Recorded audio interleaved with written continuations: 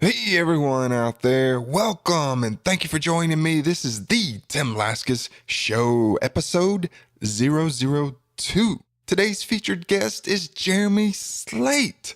He's a published author, a blogger, and a marketing specialist. He's also host of Create Your Own Life podcast. Enjoy. The Tim Laskus Show, in search of entrepreneurial gold. Tim digs deep into the minds of his guests, entertaining, down to earth, and informative. Now, here's your host, Tim Laskus. Welcome everyone to the Tim Laskus Show. I'm excited to have Jeremy Slate as a guest today. Jeremy, thank you for joining me. Hey, Tim, I am stoked to be here, man. I am really excited to offer some value to your audience and just hang out with you today. You seem like a pretty cool dude, so let's do it. Hey, it's awesome to have a guy from Jersey on. And I'd always like to have the listeners learn a little bit about the guest aside from business. So what is it that you do for fun, man? What do you when you let loose and go out there and just have fun? What do you like to do? What's your passion? Well, to my wife's chagrin, I'm not much of a dancer, so we don't really do much of that. But I have been a power lifter over the years. I've done a lot of that stuff. We do a lot of like hiking, stuff like that. So I'm more of I guess you could say, an adventure seeker. A lot of travel. We've been to a bunch of different countries.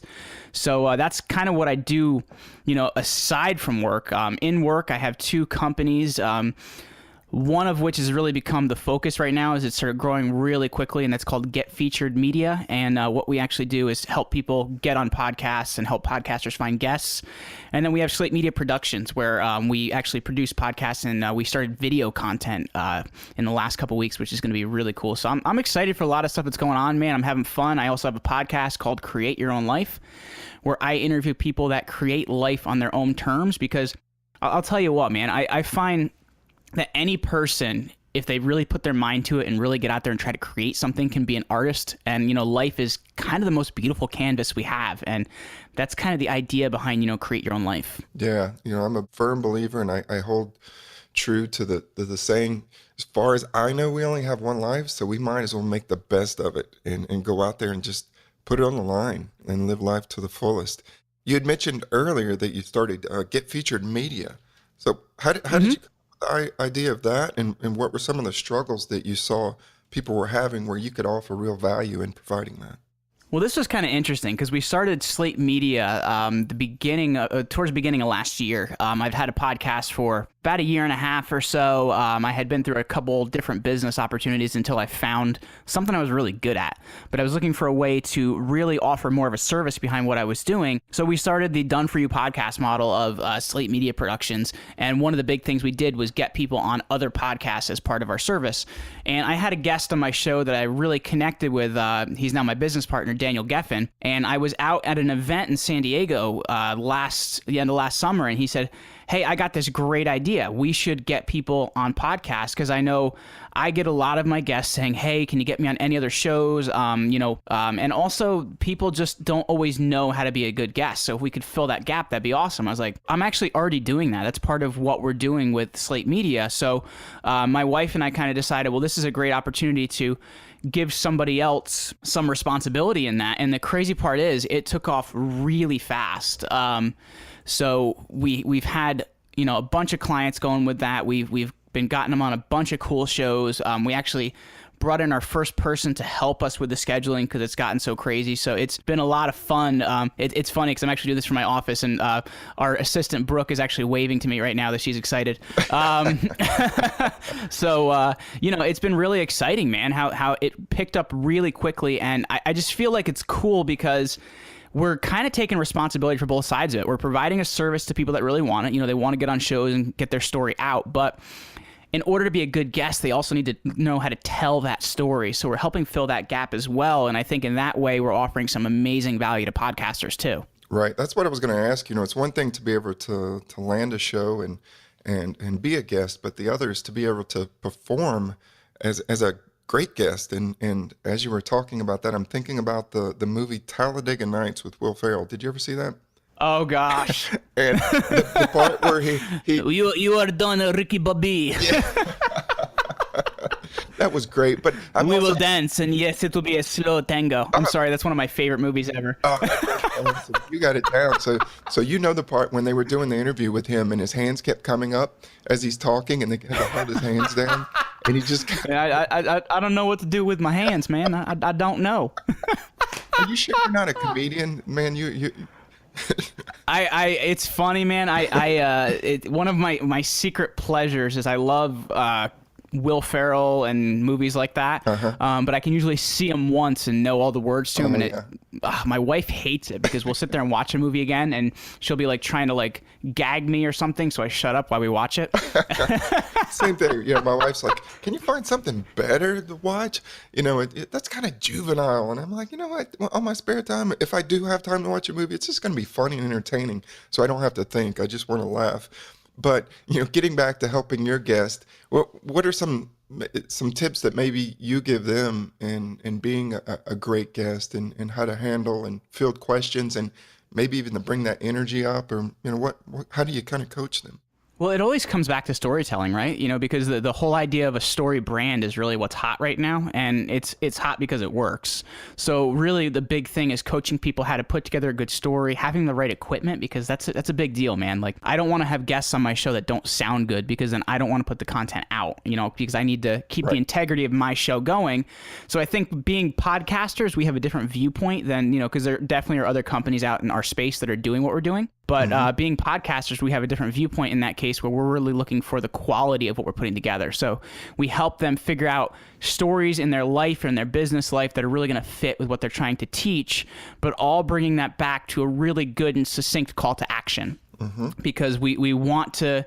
You can tell a great story, but if you're not telling people where to go or what to do, it's lost. Yep. So it's about kind of putting that all together so they give value to the show, but also bring value back to themselves, because if you tell that great story and there's no place to go, it's kind of a waste of your time, and then it's just kind of vanity of, hey, I've been on 50 podcasts. Well, what was your call to action? Right, man, that's excellent advice. So you've got to tell the story and then call to action. Because I can imagine if you have a call to action right away, but you didn't really connect with the audience without telling that story, then they're not gonna do that. Or you could be the best storyteller ever and then never have that call to action, and then it just kind of leaves them hanging. So, man, that's excellent to be able to, give that advice out there, which was kind of my next, question for you is, any tips or services or, book or anything that you can recommend for entrepreneurs out there that may have been helpful for you along your journey?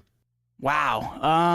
I gotta tell you, I guess it comes down to a single event I went to that was about storytelling that really was a breakthrough for me, because I've been on tons and tons and tons of podcasts, and I really had to look at putting together a succinct story I could tell every time that was going to be valuable, but also be able to, I guess, think on my feet with it too, because people, I think, get very rote in how they do it. But I went to an event last year called Amplify Live, and it was run by a guy named Keith Yackey, and it really had a huge effect on how I was looking at what I was doing, because the whole purpose of this event was telling your story and monetizing your message.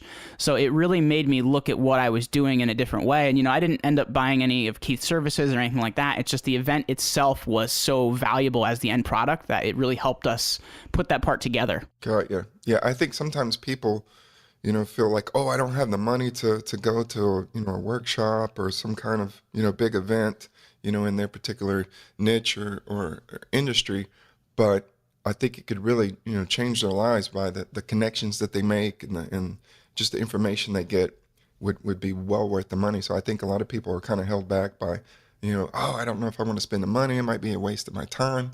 But I continually hear people say that, they've attended, various, industry kind of special events, and that they met someone or they learned something that really changed, their whole direction. And so I think that's great advice for people to go out there and to do that. Now, and again, you kind of, mentioned the story piece. Are there different parts to telling a story? Is it, kind of like a beginning, middle, and end, or is it just, just telling the story? What do you kind of recommend? It's about kind of having different working viewpoints of this story, because like even when we first got on this call, one of the things I asked you is I was like, well, Tim, what is most valuable to your audience? Because I have kind of different Lego blocks in my story, and it just kind of depends on what's going to fit in with because I've had all these different things that have happened to me in my life. It just depends on what is going to be best for your audience, who I really feel like they're going to connect with it. Right. Because, you have the academic side of me. I got my master's in ancient history and studied literature at Oxford. It may not be something that's as valuable to your audience. Or you have the side of me where I'm a fitness freak. I pulled an 80,000-pound army tank down a street for the Wounded Warrior Project. So it really is about finding out which part of it is going to connect best with that audience and how can I give them value in that way, because too many people have it very, very practiced where they have to say this word before this word before this word, and if they stumble, it's over. You have to figure out what stories you have that are going to fit for that audience, and that's why it's always a big deal to ask, what can your show use, or what can your audience use, because you have to know your public, right? Because if you're not communicating to that public, then there's no real value you're able to deliver. Right. So know who you're talking to is an important piece.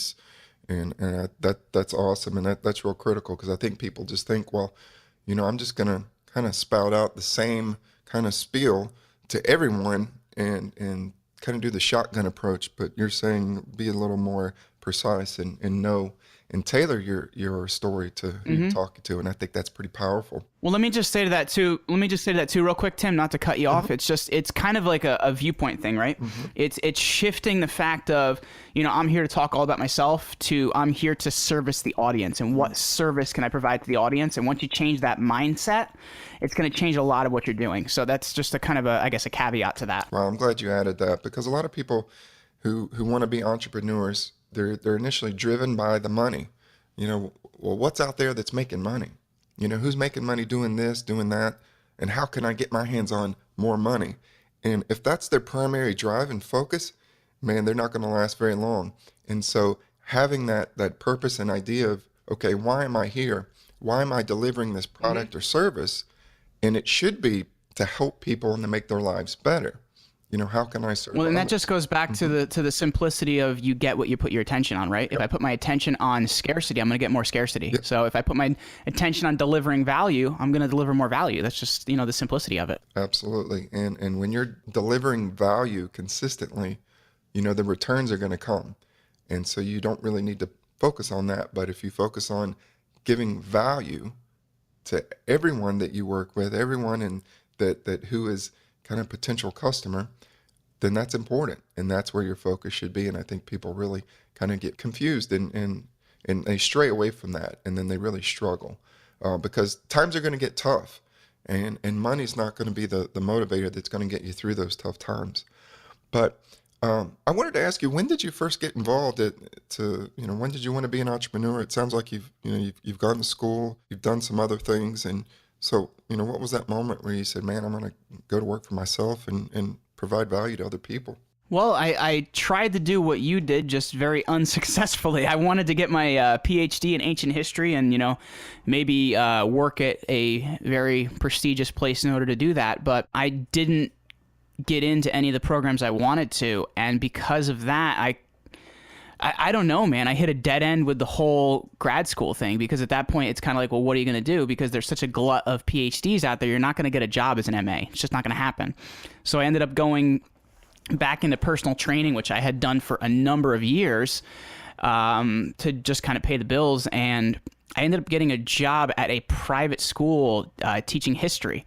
And it's interesting because that type of environment has kind of changed to being more of a business now. So it's difficult to really, I guess, teach. It becomes more about my child needs this grade so my child can play football, and stuff like that, because they're paying tuition. So it becomes very difficult. And because of that, there was no structure. There was no detention. There was no suspension. There was no repercussions for anything. There was just anarchy, right, to say the least. For their senior prank, one of the kids jumped out of a locker and tackled the principal and covered him in silly string. Like, wow. I don't know how you don't get in serious trouble for something like that. So it was crazy. So for 2 years, I got totally burnt out, and I was just like, wow, man, I don't know what I want to do. So My wife was actually approached about a network marketing opportunity. I jumped into that. I had never seen it before. I'm like, all right, man, it looks like I'm going to make like $1 million in like 2 months. Needless to say, that didn't happen. But it was kind of enough to kind of get me off my butt and make me look for something more. And that's kind of where the whole idea from the show came from. I had a conversation with my dad after I quit my job, because he's kind of the blue collar guy. You get into business, work your way up. And he's like, son, you can't just quit your job. You work there for 40 years. You can do what you want when you retire. And I was like, well, that's not very cool, Dad. I want to create my own life. And his response was, well, good luck, bud. Right. And so he wasn't my biggest fan then, but he is now. He's really loving everything I'm doing. And, I'm not doing the whole network marketing thing anymore, but it was kind of something to get me started. And it took me through network marketing, selling life insurance, marketing, creating and selling products, so it took a lot to get me to where I am, but it kind of made me think differently because I didn't really have that risk taking in me before. Mm-hmm. So it sounded like that you tried many different things, and you weren't so successful in some, and then you kind of went to the next, and I think that's important for people to realize that don't be afraid to try something, even if it's you never know if it's going to work out or not, and you have to be willing to take risk, and that's part of being an entrepreneur. And so, a lot of people kind of go to different industries or different jobs, and and think, wow, this could be it. But I think that you had mentioned that your father had said, well, go get a good job and stay there for 40 years and then retire on your pension or Social Security or whatever it is. And I think many of us kind of received that message growing up: is go get an education and get a good job and then wait to retire. And for me, that just sounded dismal. It's like, God, so when I get the job, life is over. I just kind of stay stagnant. And that really bothered me. And, what I really found was that, get an education and get a good job. And that allows you to borrow and get into debt. and that's what and then you never get out. That you never get out because you're stuck in the same job, making the same money year after year. Maybe you get, a 1% raise or something, and it gets eaten up by increased taxes. And it's, and you talked about going to graduate school for a doctorate, and it's really overrated. It's, it was one of the best experiences of my life. But when I came out of graduate school after, 5 years of not being able to work because it was full time, I had a ton of debt just around my neck when I came out. So I had a mortgage without even having a house. And I'll have that the rest of my life. And so it's interesting when, people that I run into say, oh, well, you're a doctor, you must make a lot of money and do really well. And I say, well, look, most of the doctors out there have tons of debt. So they need they need to charge. I found that it out too for I guess for PhD type things. I always thought, oh, a PhD, you're going to be living easy, until I got to be friends with professors' kids in college, and I found out how much they really made, and I was like, oh God, what am I going to do? Yeah, you'd be shocked. Absolutely. So it's not, I tell people that if you want to get a PhD, because it's something that you've always wanted, and you're going to use it, you're going to go into academics and teach. That's fine. But otherwise, if you're just doing it just to impress people or to, you think you're going to make a lot of money, you're going to be highly disappointed. But, and that message that you had told earlier about your father, about going and getting a good job and staying there, what other messages did you receive growing up about money and finances in general? I'll tell you what, man, I was raised in a very Christian religious home. So it was kind of the whole idea of, the rich man cannot fit through the eye of a needle. Basically, the whole idea of, you can't take it with you, money's evil, blah, blah, blah, blah. And the thing that got me to think a little differently about that is I read Atlas Shrugged by Ayn Rand. And one of the main characters in that book is a guy named Francisco d'Anconia. And he has this one long speech where he's talking about, it's not money that's the root of all evil, but it's the love of that money that's the root of all evil. You have to realize that we need this value to exist. We need this value to be able to do things. And I think people have this just wrong idea about it, and we just have it drilled into our heads that money is bad. And it's just not really the case, because let's look at it this way. If I didn't have money, how could I help other people, right? If an airplane is going down, they say that, and the mask pops down in front of you, if you try to put it on your child first and you pass out, your kid's going to pass out too. So you got to you got to be able to help yourself before you can help others. Perfect analogy. Because that's really the only way you're good to anybody, right? Mm-hmm. Absolutely. And, and even think of Bill Gates, who has done so much, for humanity and for the world in giving.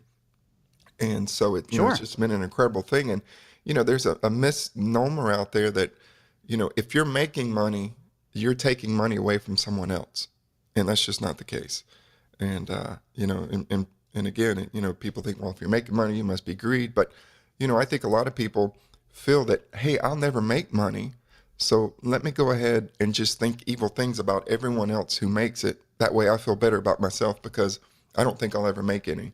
And I just, from a psychological viewpoint, I think people sometimes do that just to kind of help them, feel better about themselves. It's like, well, I don't have money. Well, I'm a better person than that guy who's a millionaire.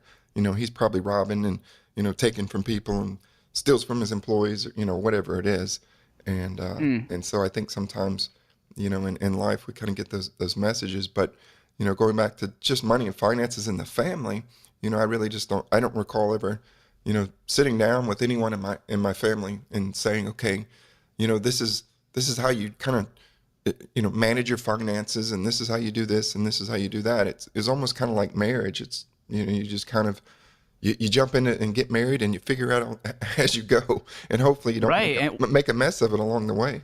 And I was always raised too, credit cards are scary, money is scary. And when you have that kind of pounded into your head, you kind of inherit that as your own belief. And you have to kind of realize that that's not you. You know what I mean? That's what you've been given by, family or whatever it is. And you have to just acknowledge it and kind of go on. Absolutely. And being able to move on with that. And, I often like to talk to my guest about the kind of the mental side and the mental struggle of being an entrepreneur.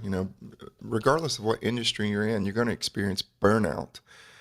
Can you describe a kind of a stressful situation that you've encountered along the way as an entrepreneur? And, how did you cope mentally with kind of, pushing through it and getting over that hump? Well, I'd have to say the couple of years before I got to starting the stuff I am now, and that's not to say that, I take showers in money every day. We're still doing pretty darn well with everything that's happening, but it was a struggle in that period of time, and it's because I wasn't on purpose. And you have to really look at, what you're doing, and does your purpose align with who you are and your own basic purpose? And if you don't know that and you're not, it's going to be hard, man. And it's not to say it gets easy. We had a frantic day yesterday, but the stuff that needed to get done got done. And it's because I am on purpose of where I want to go now. And it's kind of figuring that out for yourself. Why are you even doing what you're doing? Because there's so many people that are doing things for the wrong reason, and they wonder why they're going crazy. You know what I mean? They're not on purpose and not working hard. Got you. So for you, staying on purpose is a way for you to be able to manage whatever comes your way and not kind of fall victim to stress or burnout and all that good stuff. Do you ever have clients who you're working with who just say, you know what, I don't know if I can do this. Maybe they just kind of lack, self-confidence, or, they just get real anxious when they're, on an interview. And, do you ever have, those kind of situations that you kind of work with your clients with? I can't say I really have, because we wouldn't send somebody out there like that. We would make sure that was handled beforehand. So I you know what I mean? If somebody, number of times over on something makes you more certain about it and makes you know more about what you're doing. So if somebody's drilled on it and they're working hard and they've done it enough times, there shouldn't be a nervousness there. That just means there was lack of preparation in that case. Right. There's a lot of people out there who want to be an entrepreneur who will kind of stand up and say, I'm burned out of my job and I want to, work for myself because I think it's going to be easy. And yeah, good luck with that. I tell people, you need to handle burnout where you're at right now as an employee. Be able to manage stress, because when you're an entrepreneur, that stress is going to be magnified by 1,000. And so if you have poor coping skills as an employee and you're stressed out, wait till you're an entrepreneur. And a lot of people just aren't cut out. I think it's kind of like winning the lotto. A lot of people love to sit around and fantasize about what it would be like, to have millions of dollars, or to run a company, by themselves and to call the shots. But when it actually comes down to it, having those skills to be able to manage those stressful situations, not a lot of people have. And so, I always tell people, learn to manage stress in your current life, whatever it is you're doing in your personal life, in your professional life as an employee. And once you get that down and learn some skills, then take a shot at working for yourself. Maybe start out as a sidepreneur, which is always a good thing. So you don't have to kind of drop that job and take a full gamble. But, you've done a lot along your journey. And what would you say is the most fulfilling moment during your professional journey? Gosh, there's further we want to go with it, but for me, about, I want to say in November of last year, I got featured in Inc. magazine. And for me, that was kind of like a big deal because, my dad was like so excited. He was like showing everybody at work. He's like, oh my gosh, my son was featured in Inc. And it was kind of like that big validating moment for, working my butt off for the last year and kind of really showing, this wasn't just some like, fun little thing I was doing talking to my internet friends, like there was something there, Right. And it was really cool in that way. Mm-hmm. Well, that must have been incredible. And I'm sure he's very proud of you. And it is hard for parents, I think, at times when they really don't understand, what their kids are up to, although they're adults, not kids, because they're kind of trained in this mindset that, you go and get a good job. And if you're doing something on the internet, it's kind of mysterious because it's like, well, what goes on that internet? What are you doing? How could you possibly make money? It's hard for them to get their mind around it. But then when they see actual results, and I'm sure for your father, to see you in that magazine and to see you mentioned, he must have been so proud. And that sounds like a great moment for sure. Totally. And it's funny, Tim, it's a little bit of a side note, but every time I hear somebody talk about the internet in that way, I always think of that speech George Bush did when he said, hey man, you got to use the Google. And I think it's kind of like, I guess, that viewpoint on what people think about the online space is they just don't quite get it. And that always conjures that or Governor Rick Perry from Texas said, hey, you can always follow me on Twitter. And, people just don't always get it.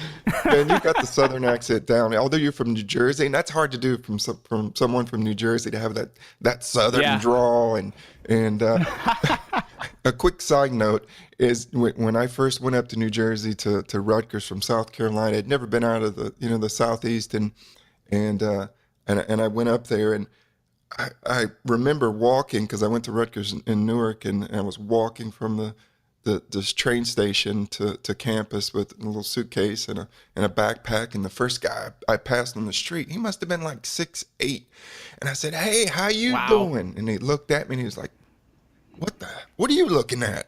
And I'm like, oh my, That's New York, New Jersey, man. Leave me alone. So I got to campus and I said, "Man, you won't believe what happened." And he said, "Look," he said, "this ain't Kansas." He said, "You're not going to last very long up here." He said, you look straight ahead or look down. Don't look at anyone in the eye." And he said, "Leave that y'all behind." He said, "You need to stop saying that." So love it. But I ended up loving New Jersey. But anyway, we're kind of at the end of the show, and I always like my guests to leave some parting words. This is your time to highlight, how people can contact you and let the audience know where they can find you. Totally. Well, the best place to find me is over at JeremyRyanSlate.com, or also we finally invested in a more expensive URL of CreateYourOwnLife.com as well, so they can find me at either one of those. Gotcha. So it's JeremyRyanSlate.com. Is that correct? Yes, sir. Awesome. Hey, Jeremy, it's been wonderful having you. Thank you for your time being on the show, and I look forward to talking to you in the future. Thank you so much, Tim. This has been awesome. Want more entrepreneurial tips? Go to timlaskus.com.